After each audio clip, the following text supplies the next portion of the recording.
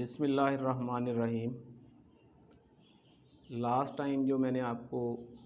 Lecture deliver کیا تھا وہ تھا کہ early problems faced by Pakistan after its creation, تو اسی ٹاپک سے ریلیونٹ آج کا آپ کا جو نیکسٹ ٹاپک ہے اس کو ہم ڈسکس کرتے ہیں کہ after the creation of Pakistan جو پرابلمز میں نے لاسٹ ٹائم آپ کو بتائی تھیں کہ یہ ان پرابلمز کا ہمیں سامنا کرنا پڑا، تو ان پرابلمز کو ریزالو کرنے کے لیے، ان ایشوز کو ریزالو کرنے کے لیے قائد اعظم محمد علی جناح نے جو سٹیپ لیے ان ایشوز کو، ان مسائل کو حل کرنے کے لیے، ایک اسٹیٹ کو چلانے کے لیے جو ریکوائرمنٹ تھی، تو آج کا ہمارا ٹاپک ریلیٹ کرتا ہے ان ایشوز سے۔ تو جیسے میں نے آپ دیکھیں گے what steps are taken by Quaid Azam to resolve the issues faced by دی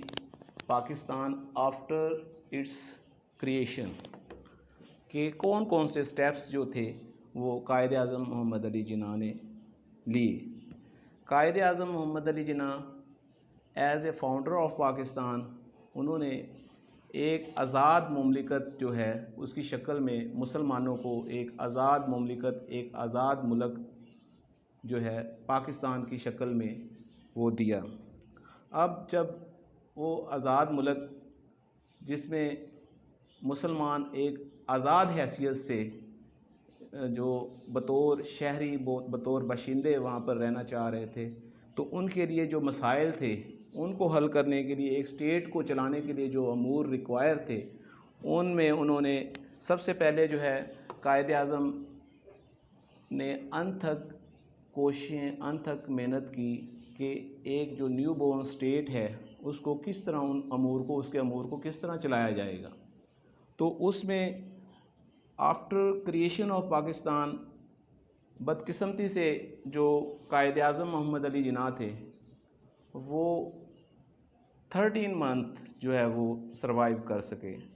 اس کے بعد ان کی ڈیتھ ہو گئی۔ تو ان 13 منتھ میں انہوں نے جو ہے پاکستان کو چلانے کے لیے، پاکستان کے ریاستی امور کو چلانے کے لیے انہوں نے جو سٹیپس اٹھائے، ان میں ہم آپ کو بطور ایسے کہہ لیں گے ہیڈنگ وائز میں آپ کو ان کی نشاندہی کرتا ہوں کہ انہوں نے سب سے پہلے جو ضروری تھا کہ جو ہماری فارن پالیسی ایک آزاد مملکت کی ہونی چاہیے، ٹھیک ہے، کہ فارن پالیسی کیا ہو۔ اس میں جو پہلا تھا کہ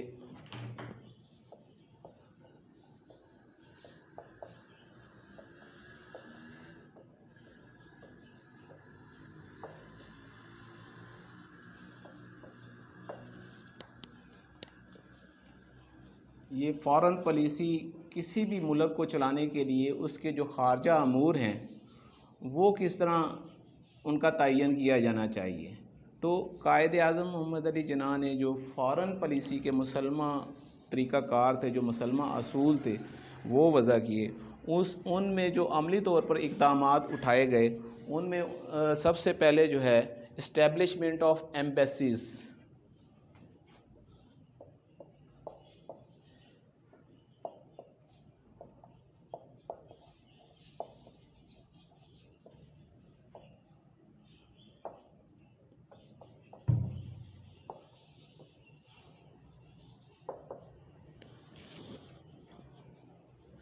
اسٹیبلشمنٹ آف ایمبیسیز،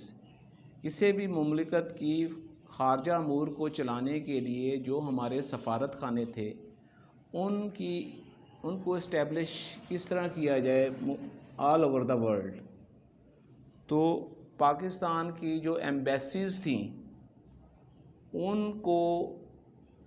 دوسرے ممالک میں، بیرون ملک جو ہمارے، جن کے ساتھ ہمارے ریلیشنز تھے ایک آزاد مملکت کی حیثیت سے،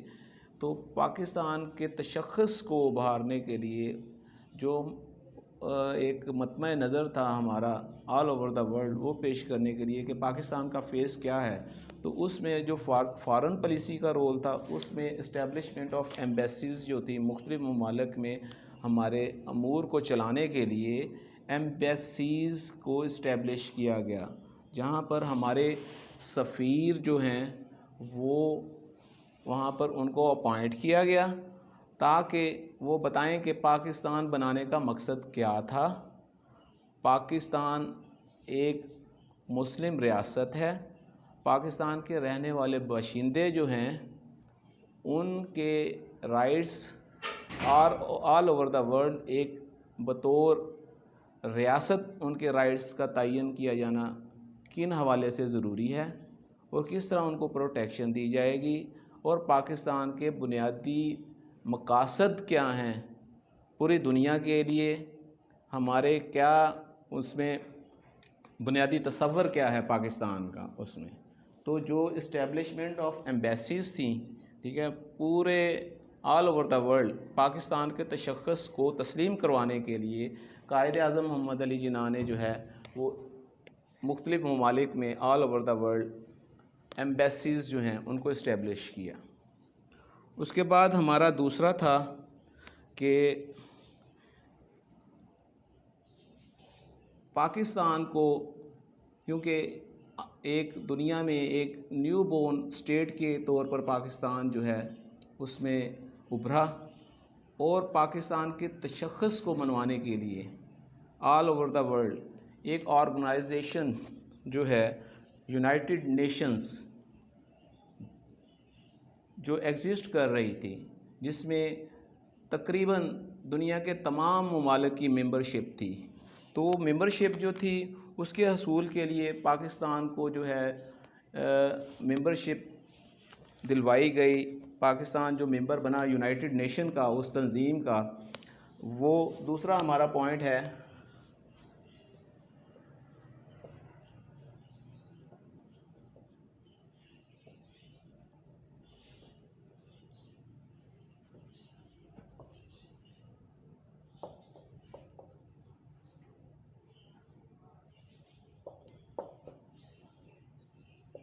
United nation, membership of United nations. Pakistan جو ہے 1947 میں معرض وجود میں آیا، 14 اگست 1947 کو، اور یہ قائد اعظم کی بہت بڑی کامیابی تھی کہ بطور مملکت، بطور آزاد ریاست، پاکستان یونائٹڈ نیشن جو اقوام متحدہ ہے، ایک آرگنائزیشن ہے جس میں آل اوور دا ورلڈ تمام ممالک اس کے ممبرز ہیں، پاکستان ایک بہت کم عرصے میں 30 ستمبر 1947 کو یونائٹڈ نیشن کا ممبر جو ہے وہ منتخب ہوا، اور اس طرح پاکستان کی آزاد حیثیت کو مسلمہ طور پر آل اوور دا ورلڈ تسلیم کیا گیا،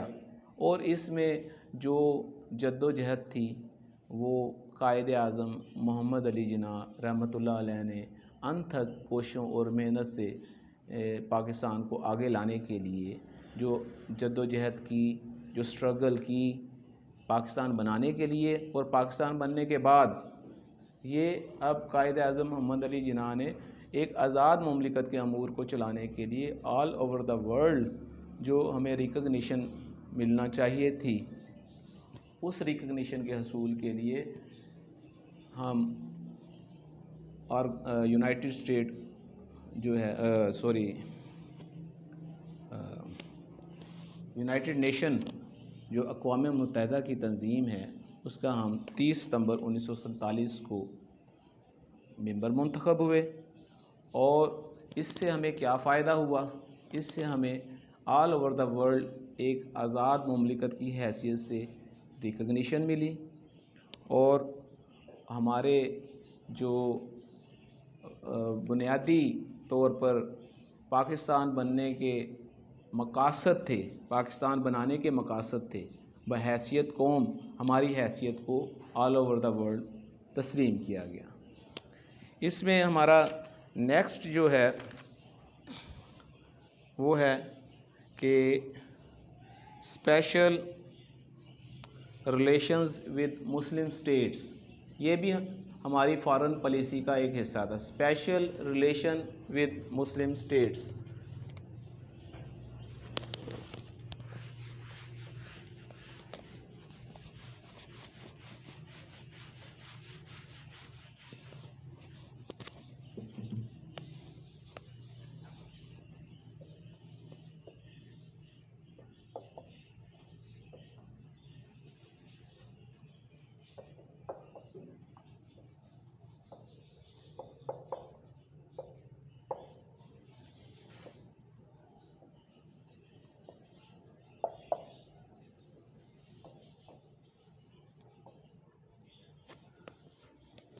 جو تیسرا اہم پوائنٹ جو تھا ہماری فارن پالیسی کا،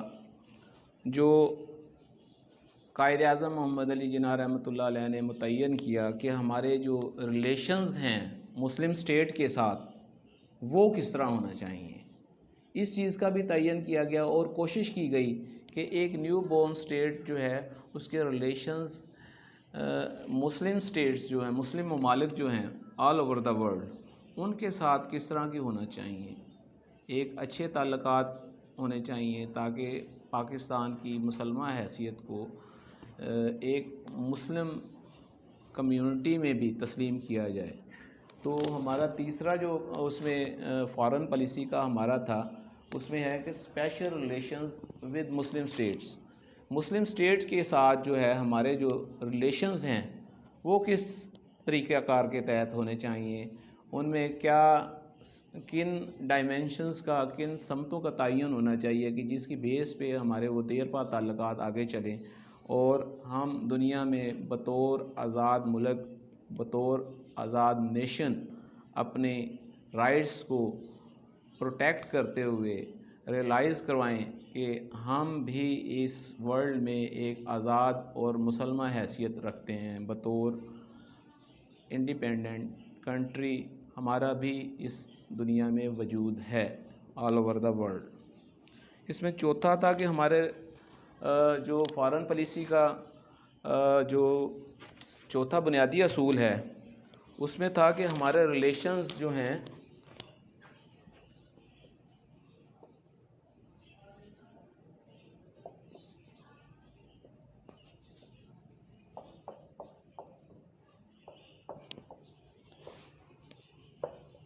ریلیشنز ود انڈیا، ہمارا جو فارن پالیسی کا چوتھا عنصر تھا جس کا تعین کیا گیا کہ ہمارے ریلیشنز جو ہیں انڈیا کے ساتھ، ہمارے ریلیشنز کس طرح کے ہوں گے، کیونکہ جو جد و جہد سب کانٹیننٹ میں ہوئی اس کے نتیجے میں دو کنٹریز جو ہیں انڈیا اور پاکستان یہ معرض وجود میں آئے۔ تو انڈیا جیسے کہ ایک چلاک اور شاطر ملک تھا، ٹھیک ہے، اس کے جو لیڈرز تھے وہ پاکستان کے وجود کو برداشت نہیں کرتے تھے، انہوں نے پاکستان کے لیے ہرڈلز کریٹ کی ہر حوالے سے، جو لاسٹ ٹائم میں نے آپ سے ڈسکس کی کہ انہوں نے ایڈمنسٹریٹو امور میں کیونکہ ایڈمنسٹریٹو امور میں ہر جگہ پر دفتری معاملات میں ہندوز افسر جو تھے، بیوروکریسی جو تھی وہ تعینات تھیں،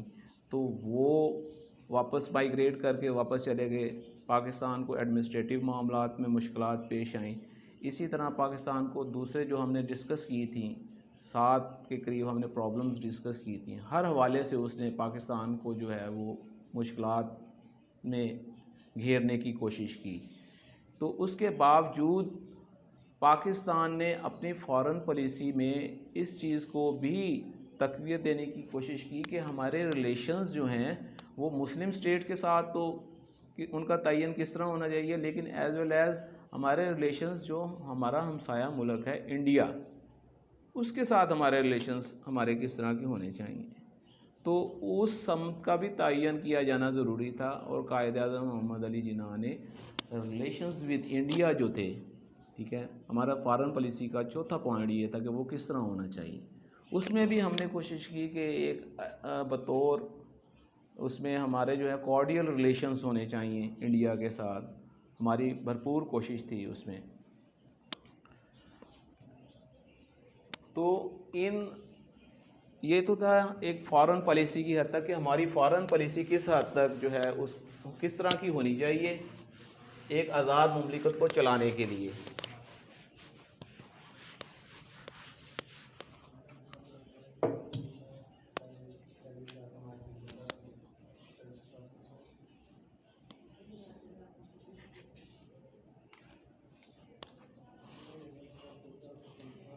تو اس میں ہمارا جو ان پرابلمز کو، ان ایشوز کو ریزالو کرنے کے لیے ہم نے کیا سٹیپ اٹھائے، اس میں جو سب سے اہم ایشو ہم نے ڈسکس کیا وہ فارن پالیسی کا تھا کہ فارن پالیسی ہماری اس طرح کی ہونی چاہیے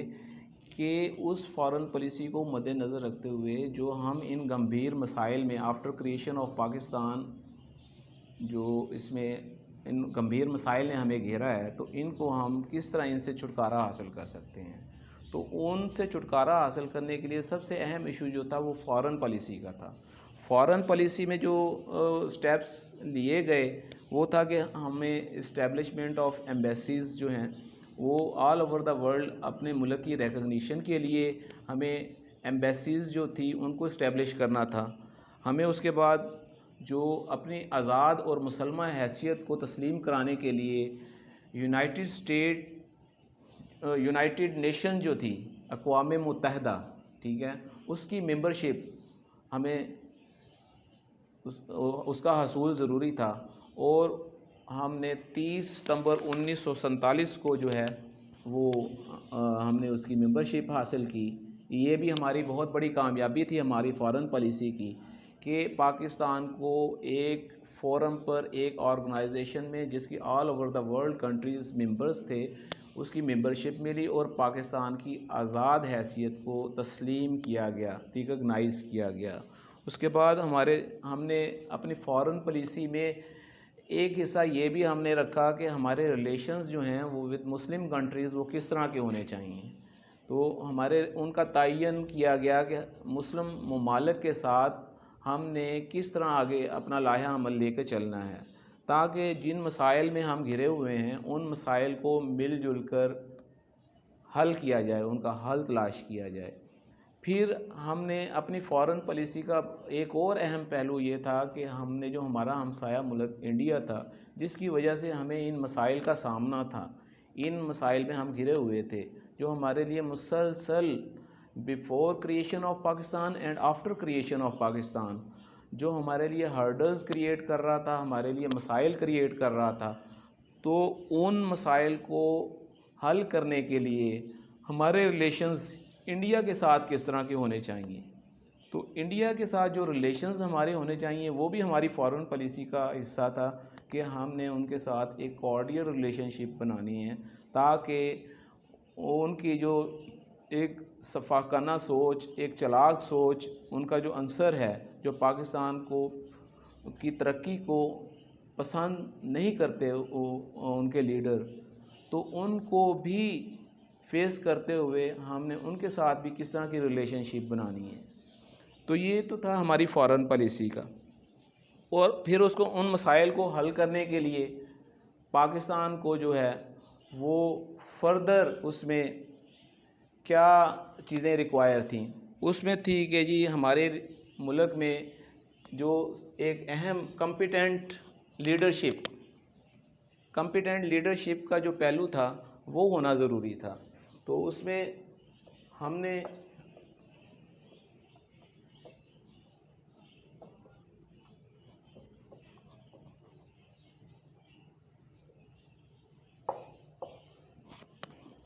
کہ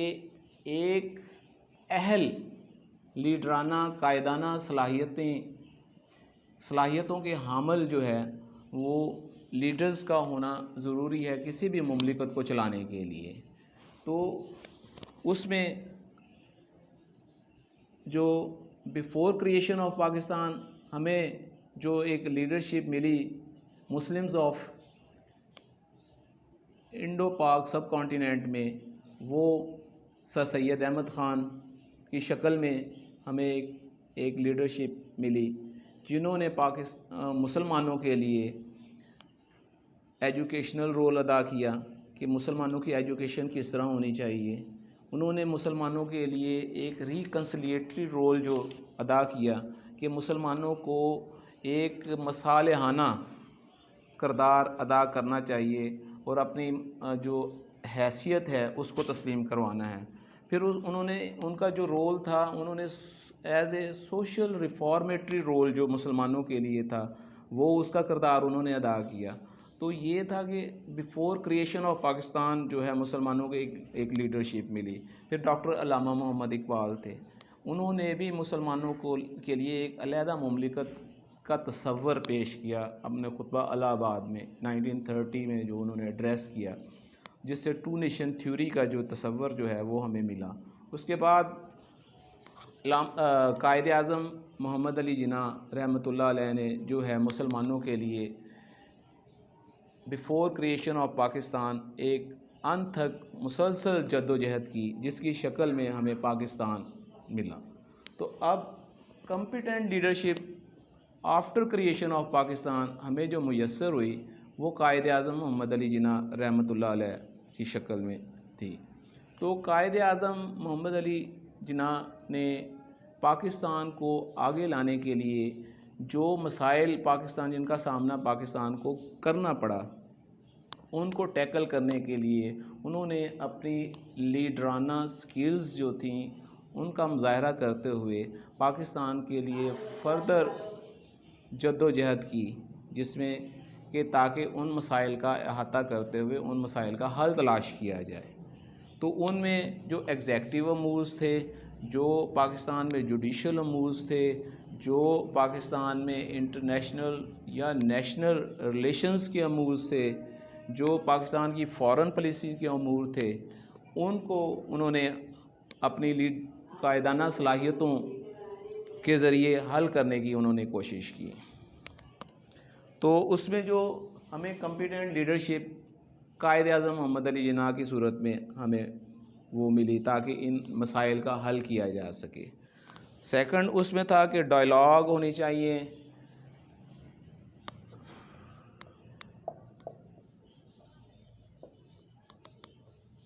ڈسکشن ہونی چاہیے،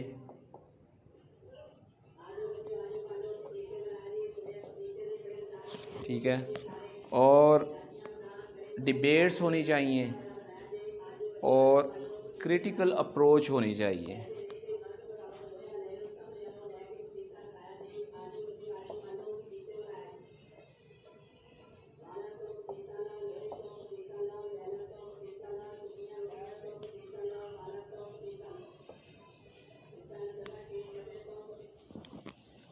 اب جب لیڈرانہ صلاحیت ہوگی، کمپیٹنٹ لیڈرشپ ہوگی، تو کسی مملکت کو چلانے کے لیے اس میں جو ہے وہ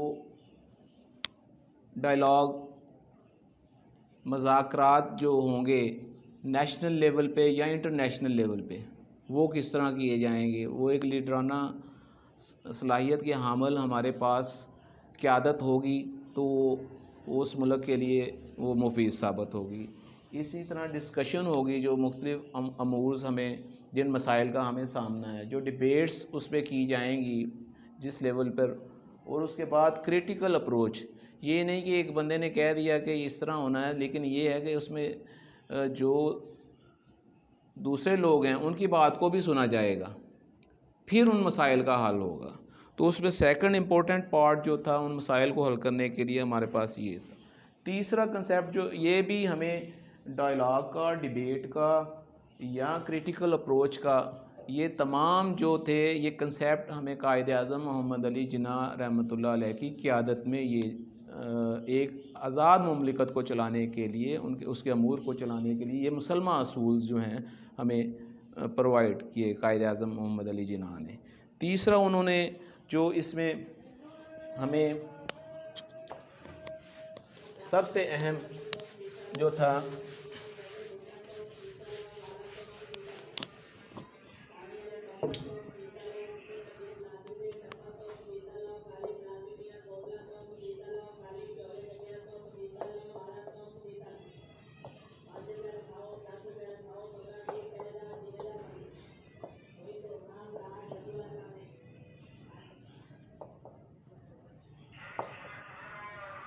تیسرے جو انہوں نے بنیادی مسلمہ اصولز ہمیں پرووائڈ کیے وہ یونٹی،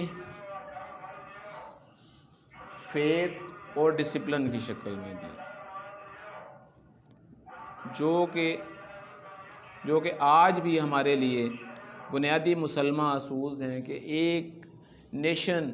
اپنے آپ کو آل اوور دا ورلڈ اس وقت بنوا سکتی ہے جب ہمارے اندر ایک یونٹی کا پہلو ہوگا۔ ہم متحد ہوں گے تو دنیا جو ہے وہ ہمارا کچھ نہیں بگاڑ سکتی، ہماری فارن پالیسی بھی چلے گی، ہمارے دیگر معاملات بھی ہوں گے، ہمارے تمام معاملات کا حل جو ہے وہ ہماری یونٹی میں ہے۔ دوسرا اس میں ہمارا جو پرنسپل تھا وہ فیتھ، کہ ہمارا جو اپنے ملک کے ساتھ لائلٹی ہے، حب الوطنی جو ہے وہ ضروری ہے۔ اگر ہم اپنے ملک میں لائل ہوں گے، حب الوطن ہوں گے، تو ہم ان تمام مسائل کا حل تلاش کرنے میں کامیاب ہو جائیں گے جو ہمارے کنٹری کو درپیش ہیں، ایز اے انڈیویجول بھی اور ایز اے نیشن بھی۔ اور تیسرا ہمارا تھا کہ ڈسپلن کا عنصر جو ہے وہ زندگی کے کسی بھی پہلو میں جو ہے وہ ایک لازمی عنصر ہونا چاہیے۔ اور ایز اے نیشن اگر ہم ایک ڈسپلنڈ قوم کا مظاہرہ کریں گے تو ہم آل اوور دا ورلڈ اپنے ملک کو ایک کامیاب مملکت کی حیثیت میں منوا سکیں گے۔ تو یہ بنیادی اصول تھے جو ہمارے مسائل بیفور کریشن آف پاکستان ہمیں جن مسائل کا سامنا کرنا پڑا، قائد اعظم محمد علی جناح نے ان مسائل کو حل کرنے کے لیے آفٹر کریشن آف پاکستان، چونکہ حالانکہ پاکستان کو بدقسمتی سے وہ جو لیڈرشپ مہیا ہوئی تھی وہ قائد اعظم محمد علی جناح جو ہیں وہ 13 ماہ جو ہے وہ ایگزسٹ کر سکے، علیل ہو گئے اور انتقال ہو گیا ان کا۔ لیکن ان 13 ماہ میں بھی انہوں نے انتھک محنت کی، کوشش کی، اور انہوں نے پاکستان کو آگے لے جانے کے لیے، پاکستان کے معاملات کو آگے چلانے کے لیے، مملکت کے معاملات کو آگے چلانے کے لیے، بحیثیت قوم ہمیں منوانے کے لیے، ایک آزاد حیثیت سے ہمیں ایک آزاد ریاست سے دنیا میں ریکگنائز کروانے کے لیے قائد اعظم نے ہمارے لیے جو ایک دور اندیشی ان کے اندر پائی جاتی تھی، اس کے بنیادی گائیڈ لائنز، پرنسپلز جو ہیں وہ ہمیں انہوں نے پرووائڈ کیے۔ تو اس میں انہوں نے ایک مملکت کے تعین کے لیے، کہ اس کی رستے کے تعین کے لیے اس کی سمت کس طرح ہونی چاہیے، اس میں انہوں نے کوشش کی کہ ہماری فارن پالیسی جو تھی ایک ملک کے لیے وہ کس طرح کی ہونی چاہیے۔ اس میں انہوں نے، میں نے آپ کو بتایا کہ ہمارے لیے اسٹیبلشمنٹ آف ایمبیسیز جو تھیں وہ انہوں نے اس کے لیے کوشش کی۔ اس میں ہمارے ایمبیسیڈرز تھے، ان کا وہ تقرر کیا گیا، جنہوں نے پاکستان کی آزاد حیثیت کو اور ہماری بطور نیشن ہمارے جو خیالات تھے آل اوور دا ورلڈ، وہ پاکستان کا تصور پیش کیا تاکہ پاکستان کا ایک پازیٹیو امیج دنیا کے سامنے ابھرے۔ اس کے لیے اسٹیبلشمنٹ آف ایمبیسیز جو تھیں ان کا انعقاد کیا جانا ضروری تھا۔ اس کے بعد انہوں نے، ہم نے قائد اعظم محمد علی جناح نے یہ بھی دیکھا کہ انٹرنیشنلی جو آرگنائزیشن ایگزسٹ کر رہی ہیں، جس کو آل اوور دا ورلڈ جو کنٹریز ہیں وہ ان کے لیے ایک فورم ہے جہاں پر وہ اکٹھے ہو کے ڈیسیژن کیے جاتے ہیں، تو اس تنظیم کی ممبرشپ کے حصول کے لیے انہوں نے کوشش کی اور اس میں وہ کامیاب ہوئے۔ اور اس کی ایک اتنے قلیل عرصے میں کہ 14 اگست 1947 کو پاکستان معرض وجود میں آیا،